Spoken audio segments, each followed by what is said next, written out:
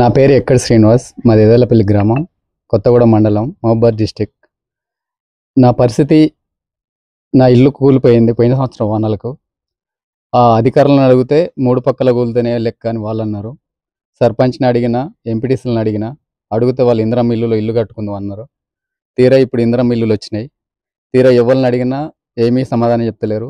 Committee వాళ్ళని అడుగుదామంటే committee వాళ్ళు ఎవరో కూడా తెలియదు మాకు. ఊరు ఊరిలో కమిటీ వేసిరా వేయలేదో మాకైతే తెలియదు. గ్రామ పంచాయతీలను అయితే ఇవ్వలేదు.